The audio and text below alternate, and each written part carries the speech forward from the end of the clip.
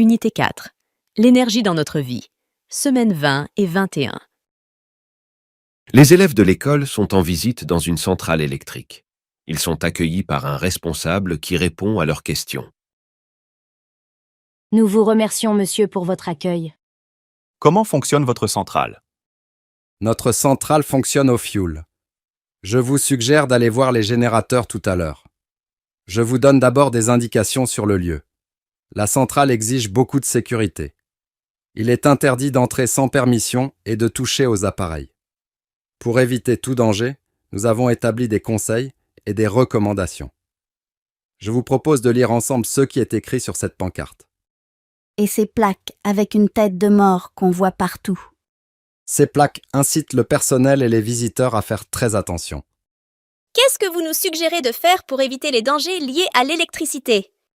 Tout d'abord, être prudent et faire attention quand vous manipulez des appareils ou du matériel électrique comme le téléphone portable ou le chargeur et suivre les recommandations et les conseils qu'on vient de lire ensemble.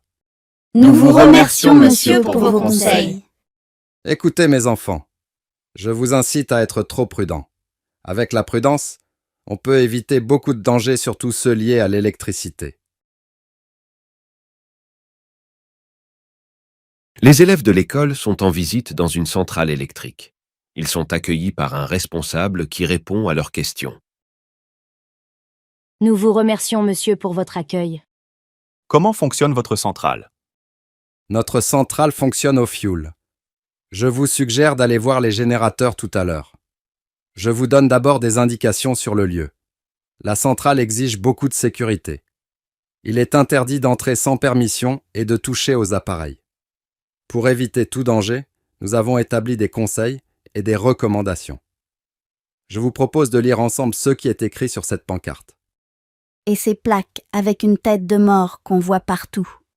Ces plaques incitent le personnel et les visiteurs à faire très attention. Qu'est-ce que vous nous suggérez de faire pour éviter les dangers liés à l'électricité? Tout d'abord, être prudent et faire attention quand vous manipulez des appareils ou du matériel électrique comme le téléphone portable ou le chargeur et suivre les recommandations et les conseils qu'on vient de lire ensemble.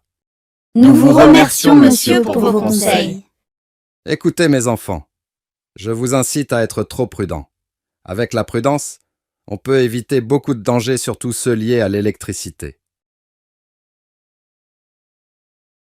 Les élèves de l'école sont en visite dans une centrale électrique. Ils sont accueillis par un responsable qui répond à leurs questions. Nous vous remercions, monsieur, pour votre accueil.